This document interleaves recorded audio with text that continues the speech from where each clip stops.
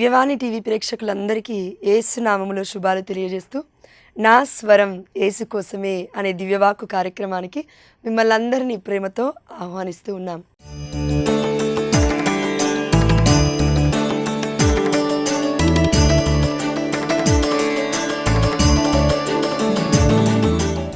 పరిశుద్ధాత్మ దేవుడు మనకి పరిచయం చేయాలనుకుంటున్న ఈరోజు అంశం ఏంటంటే యేసయ్య పలికిన 7 పలుకులు. ప్రపంచానికి మొత్తానికి కూడా రక్షణ తీసుకొచ్చిన యేసుప్రభుల వారు స్లీవ మీద నుండి పలికిన 7 మాటలు. ప్రియమైన దేవుడు బిడ్డలారా, మన యొక్క కుటుంబ జీవితంలో ఎవరైనా పెద్దవాళ్ళు చనిపోతున్నప్పుడు ఆ వ్యక్తి ఏదైనా చెప్పినప్పుడు ఆ కుటుంబం అందరూ కూడా చాలా బాగా గుర్తుపెట్టుకుంటారు, మరలా వాళ్ళు చనిపోయేంత వరకు కూడా. ఎందుకు? చనిపోయేటప్పుడు చెప్పిన మాటలు గుర్తుపెట్టుకొని వారి యొక్క ఆత్మశాంతి కోసం మనం చేస్తూ ఉంటాము, అవునా? అయితే విధేయత కలిగిన వాళ్ళు ఇలా చేస్తారు. అవిధేయత చూపించేవారు ఏం చేస్తారంటే, మనిషే పోయాడు కదా, మాటతో సంబంధం ఏంటి అని కొట్టి పడేస్తూ ముందుకు వెళ్ళిపోతూ ఉంటారు. కానీ పలికింది మానవుడు కాదు, ఒక మనిషి కాదు, దేవుడైన యేసయ్య పలికిన ఈ 7 మాటలు మన హృదయంలో ఎల్లవేళలా మనం ధ్యానించుకోగలగాలి. అంతెందుకండి, 7 మాటలని కాదు కానివ్వండి, 7 అనగా పరిశుద్ధమైన గ్రంథం నుండి మనం చూస్తే ఇది నిత్యమైనది, అంటే సత్యమైనది, పరిపూర్ణమైనది, సంపూర్ణమైనది అని వాక్యంలో సెలవిస్తూ ఉన్నాడు దేవాతి దేవుడు. మనం అందరం కూడా 7 అనే సంఖ్యని పట్టుకోవాలి. ఇది సంపూర్ణమైన సంఖ్య. అంటే ఎన్నో మాటలున్నాయి, కేవలం ఒక మాట 7 మాటలనే కాదండి. పరిశుద్ధమైన గ్రంథము ఆదికాండం నుండి దర్శన గ్రంథం వరకు యేసయ్య పలికిన మాటలే, దైవ వాక్కే. వాక్కు అనగా ఎవరు? యేసుప్రభుల వారు. కాబట్టి మరి ప్రతి వాక్యానికి మనం విధేయత చూపిస్తున్నామా అంటే, సరే ఈ వాక్యాలన్నిటికీ మనం విధేయత చూపించకపోయినా, దేవుడిచ్చిన ఆజ్ఞలన్నిటికీ మనం విధేయత చూపించకపోయినా, కనీసం యేసుప్రభుల వారు చనిపోతున్నప్పుడు చెప్పిన 7 పలుకులు మన జీవితంలో మనం చేస్తున్నామా అని మనం ఆత్మ పరిశీలన చేసుకోవాలని దేవాతి దేవుడు ఈ అంశాన్ని మన ముందు పెట్టి ఉన్నాడు. మామూలుగా మనం ఒక పాట పాడుతూ ఉంటాము, దేవా నీ ఒక్క మాట పలికినా చాలునయ్యా, నా జీవితమే నేడు మారునయ్యా. శతాధిపతితో ఒక మాట పలికితివి ఆనాడు. తన సేవకుడికి దేవుడు స్వస్థతను ఎలా ఇచ్చాడండి? పరిశుద్ధమైన గ్రంథంలో కొత్త నిబంధనలో మనం చూస్తూ ఉన్నాము. శతాధిపతి అనగా శత్ ప్లస్ అధిపతి అనగా 100 మందికి అధిపతి. ఈ శతాధిపతి వచ్చి అడుగుతూ ఉన్నాడు యేసుప్రభుని, అయ్యా నా యొక్క ఇంటి దగ్గర ఒక సేవకుడు అనారోగ్యంతో బాధపడుతున్నాడు ప్రభువా, స్వస్థతను అనుగ్రహించు ప్రభువా అంటే, సరే పద నీ వెంట నేను వస్తాను అని యేసయ్యనే అన్నాడండి. అన్నప్పుడు ఆ శతాధిపతి అన్న మాట ఏంటి తెలుసా?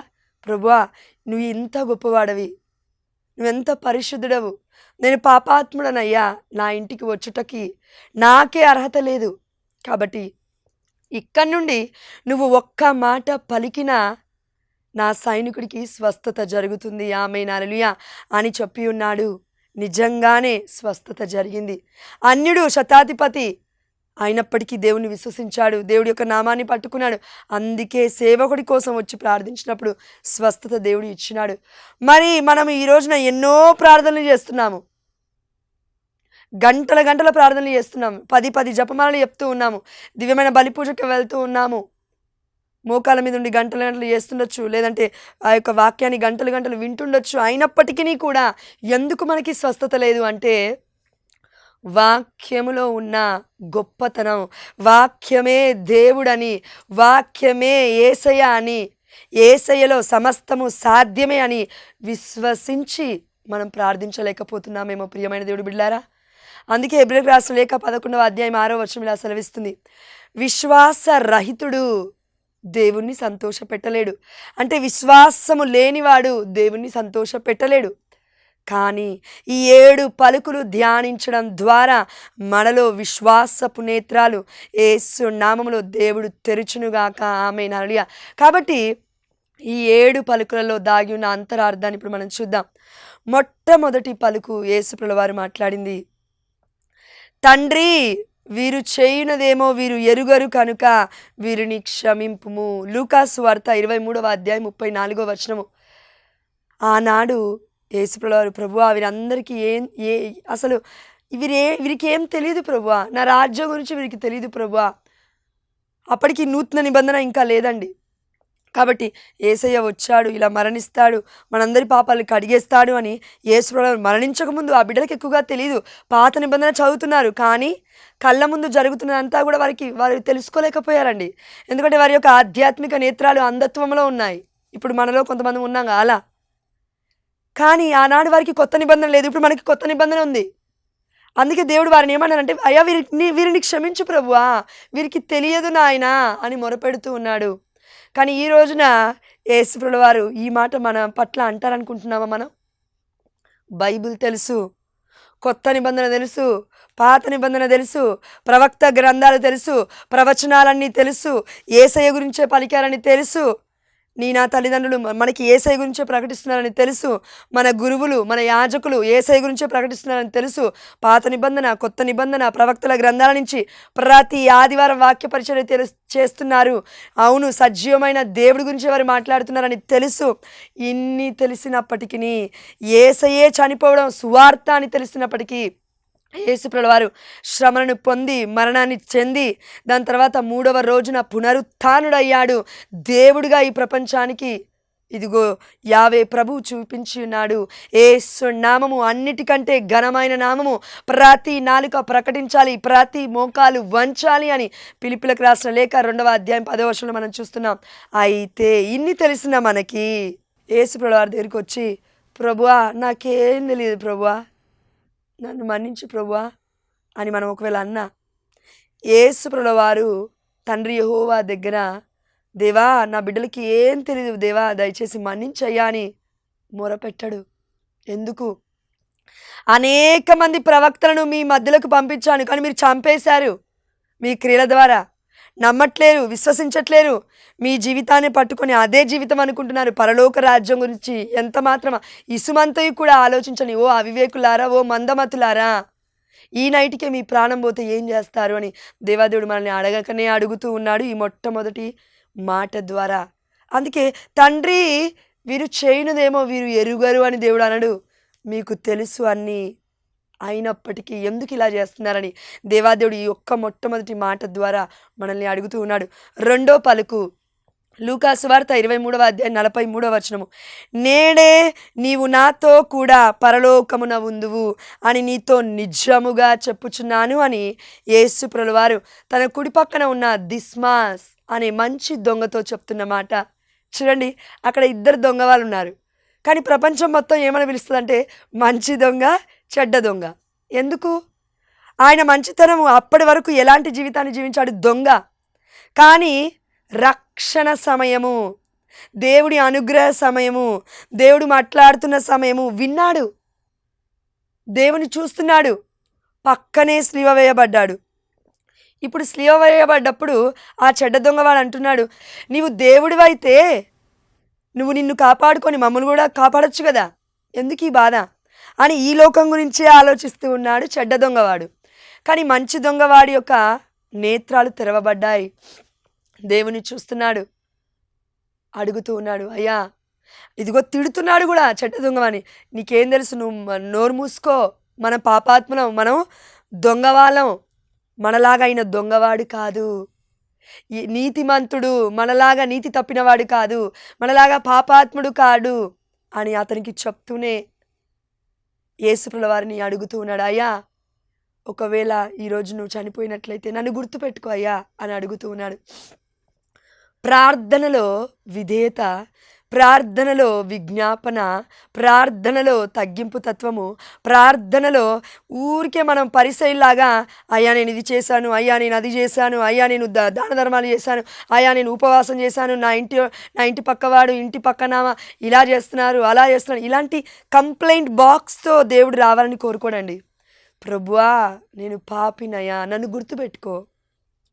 ఈ ప్రార్థన ఆనాడు సుంకరి చేశాడు, గుండెల మీద బాదుకుంటూ ప్రభువా ఈ పాపాత్ముడిని మన్నించు ప్రభువా అని తల ఎత్తుటకు కూడా సాహసించలేదు దేవుడి ముందు. అంటే దేవుడి అధికారానికి లోబడ్డాడు. ఈ రోజున మనలో చాలామంది దేవుడి అధికారానికి లోబడడం కాదండి, అసలు దేవుడి అధికారాన్ని మనం నమ్మం. నేను జాబ్ చేస్తున్నాను, నేనే నా కుటుంబానికి అధికారిని, నేను ఏదో చేస్తున్నాను, నేనే నా కుటుంబంలో నేను ఏది చెప్తే అదే నడవాలి. దేవుణ్ణి యజమానుడిగా మనం పెట్టలే. మనలో చాలామంది మనల్ని మనం యజమానులుగా ఎంచుకుంటున్నాము. మన బిజినెస్ని మనకి ఒక విగ్రహారాధనలాగా చేసుకున్నాము, ధనాన్ని ఒక విగ్రహారాధన చేసుకున్నాము. ఇంకెక్కడ ప్రార్థన, ఇంకెక్కడ విశ్వాసం, ఇంకెక్కడ అండి బ్రతుకులు నిలబడేది? అందుకే పరలోకంలో నువ్వు ఉంటావు అని ఆనాడు దిస్మాస్తో యేసుప్రభువు వారు చెప్పారు. అతని పేరు దిస్మాస్. ప్రపంచంలో మొత్తం మనం చూస్తే యేసుప్రభువు వారు చనిపోగానే ఎవరినైనా పరలోక రాజ్యానికి తీసుకువెళ్ళాలంటే ఎమ్మటే మేబీ దిస్మాస్ అయి ఉండొచ్చండి. ఎందుకంటే దేవుడు ఒక్క మాట చెప్పాడు, ఇదిగో నీవు నిజముగా ఇదిగో నేను నీతో నిజముగా చెప్తున్నాను, నాతో పాటు కూడా నీవు ఈరోజు పరలోకమున ఉందువు. దేవుడు మాట ఇచ్చి తప్పేవాడు కాడు. నీలాగా నాలాగా మానవత్వం లేనివాడు కాదు యేసుప్రభువు వారు. దైవ సంపూర్ణుడు, దైవ స్వభావం కలిగిన వ్యక్తి. కాబట్టి ఇదిగో నీవు నాతో ఉంటావు, పరలోక రాజ్యంలో ఉంటావు అని చెప్పగానే నిజముగా వెళ్ళే ఉంటాడు. ఎందుకంటే దేవుడిచ్చిన మాట ఇది, దేవుడిచ్చిన ఆజ్ఞ ఇది. మనం ఇచ్చిన మాటలు మనం గట్టు మీద పెట్టేస్తూ ఉంటాము, ప్రమాణాలు చేస్తూ ఉంటాము, ప్రభు అని మర్చిపోయాడని చెప్తూ ఉంటాం మరలా. అందుకే మన జీవితాలు సగం మొత్తం పాపంలో నడుస్తూ ఉన్నాయి. చేసిన ప్రమాణాలు ఎన్నో. మరి ఏం చేయాలంటే పాప సంకీర్తనలో మనం ఒప్పుకోవాలి. ప్రమాణాల మీద ప్రమాణాలు చేసి మొక్కుబడుల మీద మొక్కుబడులు చేసి ఒక పాపాన్ని మూటగా కట్టుకుంటూ ఉన్నాము. ఆ పాపపు మూటే ఇప్పుడు మనకి భారముగా తయారయ్యింది. ఆ భారాన్ని వీడవలేకపోతున్నాం మన జీవితంలో, పాప భారాన్ని. ప్రియమైన దేవుడి బిడ్డలారా, ఇది బానిసత్వము. కాబట్టి బానిసత్వము నుండి ఒక దొంగవాడు బయటపడ్డాడు, పరలోక రాజ్యానికి వారసత్వాన్ని తీసుకున్నాడు. మరి ఈ రోజున మనం అందరము ఈ చెడ్డ దొంగవాడి వలె ఉన్నామా, మంచి దొంగవాడి వలె ఉన్నామా? కనీసం చచ్చిపోయేటప్పుడన్నా మనం దేవుని చూడగలుగుతున్నామా? ఆ సమయం వచ్చినప్పుడు చేస్తానులేండి, ఓ అవివేకి ఈ నైట్కే నీ ప్రాణం పోతే ఏం చేస్తావు యేసయ్య అడుగుతున్నాడు. అంటే ప్రాణం పోయేది కూడా మనలో కొంతమందికి తెలియదు. ఎప్పుడు ఏ క్షణము ఆ గడియ దేవుడు తప్ప ఇంకెవరు కూడా చెప్పలేరు. ప్రియమైన దేవుడు బిడ్డలారా, మరి ఇంకా దేనికోసం మనం చూస్తున్నాం? కనీసం మంచి దొంగవాడి వలె రోజు మనం దేవుని ప్రార్థన చేసినట్లయితే గొప్ప జీవితాన్ని మనం గడిస్తామండి.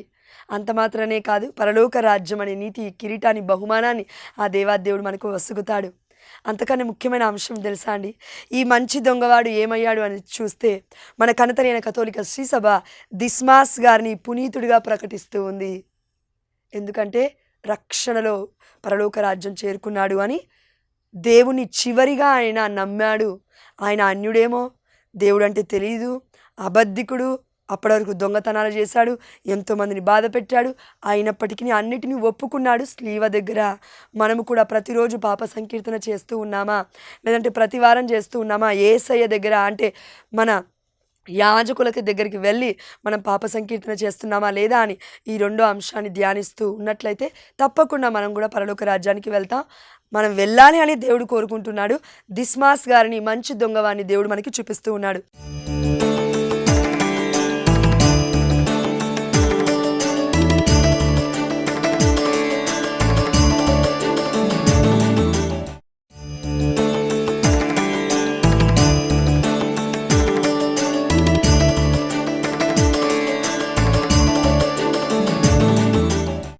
మూడో పలుకు, స్త్రీ ఇదిగో నీ కుమారుడు, శిష్యునితో ఇదిగో నీ తల్లి అని అనెను. యోహాను సువార్త 19వ అధ్యాయం 26-27 వచనాలు. ప్రియమైన దేవుడి బిడ్డలారా, ఈ మూడో పలుకు నిత్యమైనది.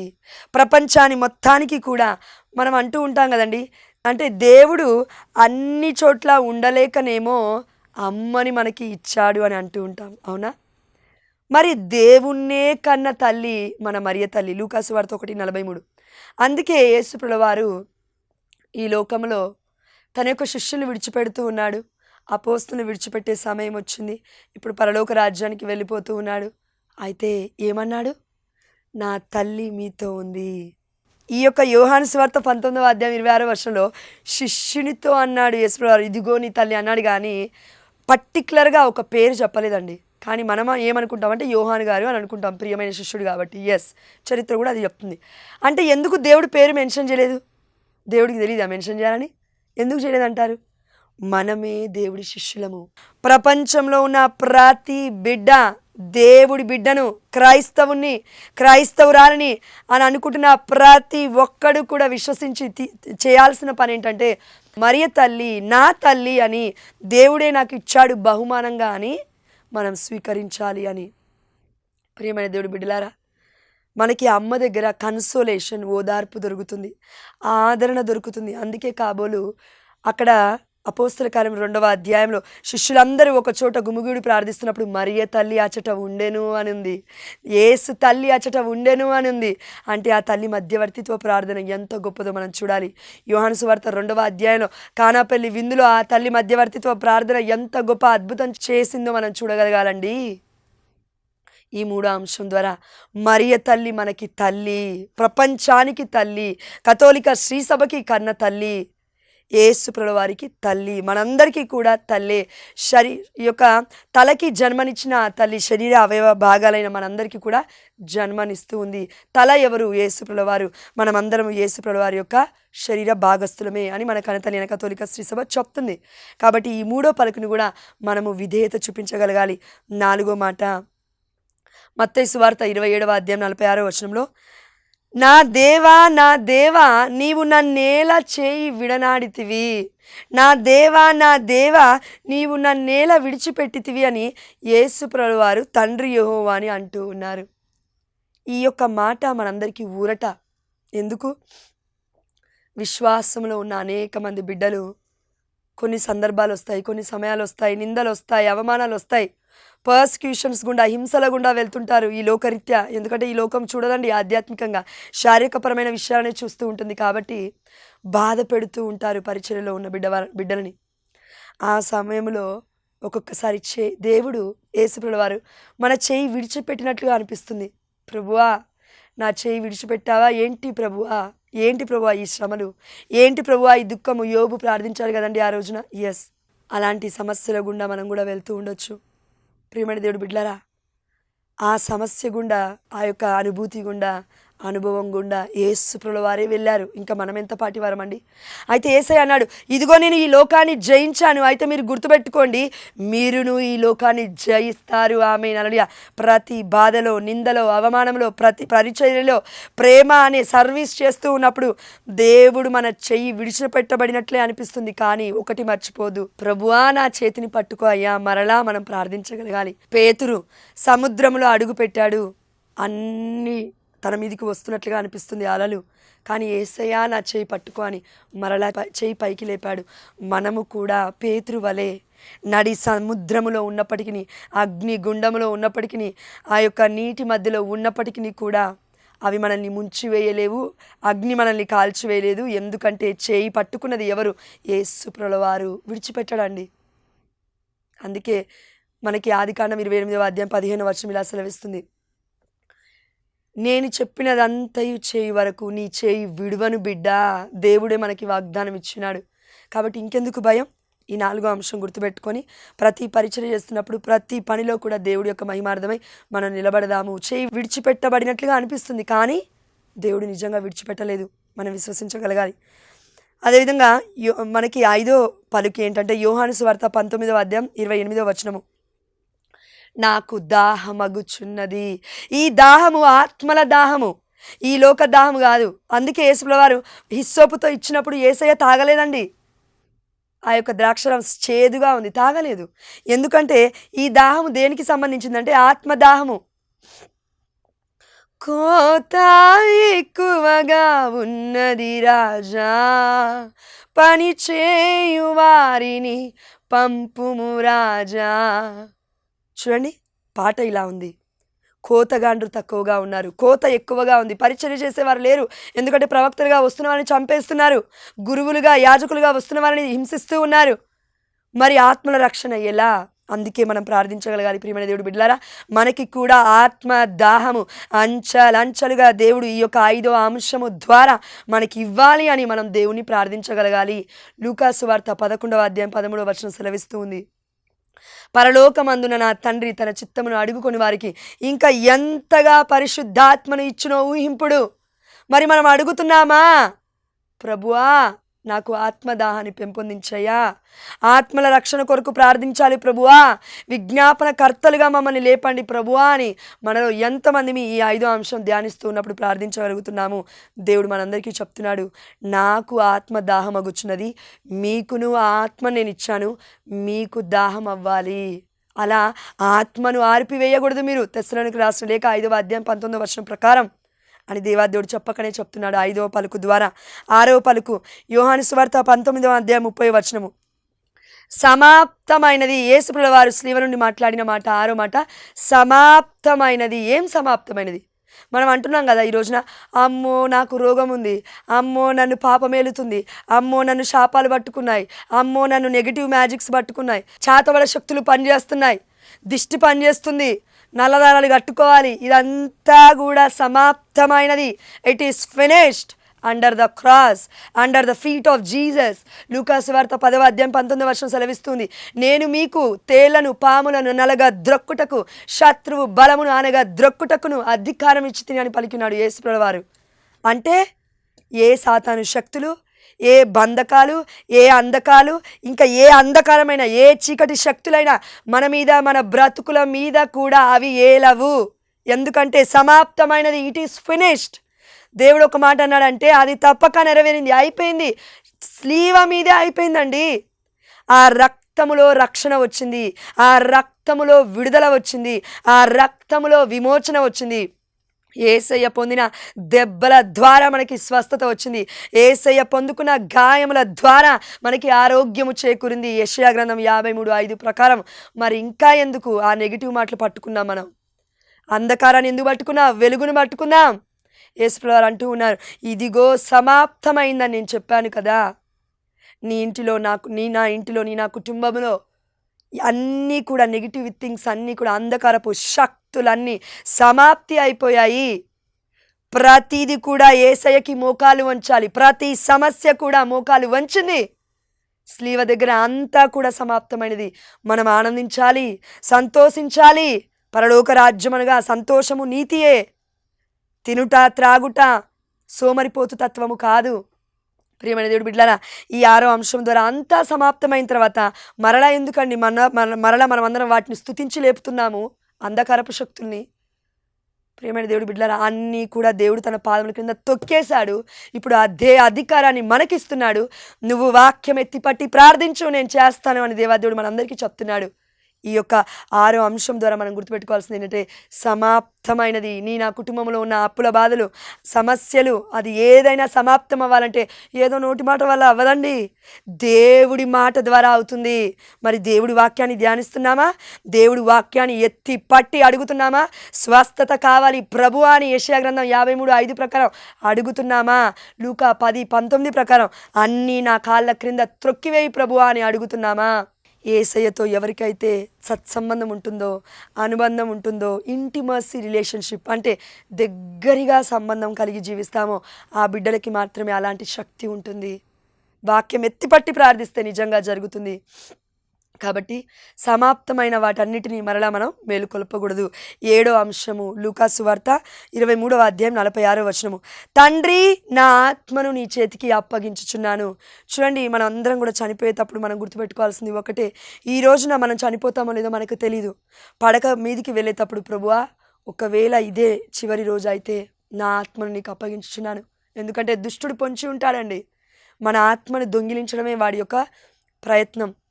యోహాను సువార్త 10:10లో మనం చూసిన, దొంగవాడు దొంగిలించుటకు, హత్య చేయుటకు, నాశనము చేయుటకు వస్తాడు. దేని గురించి దేవుడు మాట్లాడుతున్నాడు? ఆత్మ గురించి. మన ఆత్మను నశింపజేయడానికి, పరిశుద్ధాత్మ యొక్క ప్రభావం మనలో పనిచేయకుండడానికి వాడు చేయాల్సిన ప్రయత్నాలు మొత్తం చేస్తాడు. కానీ ఎప్పుడైతే మన ఆత్మను దేవుడి యొక్క ఆత్మతో అనుసంధానం అవుతుందో, పరిశుద్ధాత్మ చేత నడిపింపబడతామో, అప్పుడు ఆ ఆత్మ దేవుడి చేతిలోకి మనం అప్పచెప్పిన వారం అవుతాము. తప్పకుండా పరలోక రాజ్యానికి మనం వెళ్ళడానికి ఎక్కువగా కూడా దేవాదేవుడు మనకి కృపను చూపిస్తూ ఉన్నాడు. కాబట్టి 7వ అంశంలో తండ్రి నా ఆత్మను నీకు అప్పచెప్పుతున్నాను అని మనం ప్రతిరోజు ప్రార్థించగలిగితే, పరిశుద్ధాత్మ ప్రేరణ అంచెలంచెలుగా దేవాదేవుడు మనకిస్తాడు. మనం ఎప్పుడు చచ్చిపోబోతున్నామో కూడా దేవాదేవుడు మాట్లాడతాడు. ఈ 7 పలుకుల ద్వారా మనం ఏం నేర్చుకున్నాం? యేసయ్య పలికిన మాటలు సత్యమైనవి, సంపూర్ణమైనవి. భూమి ఆకాశము గతించిన నా మాటలు ఎన్నడూ గతించవు అనే దేవాదేవుడు మనకి చెప్తున్నాడు. కాబట్టి ఒక్క మాటే మనం ఎంత సీరియస్గా తీసుకుంటాం కదా మనుషులు మాట్లాడితే.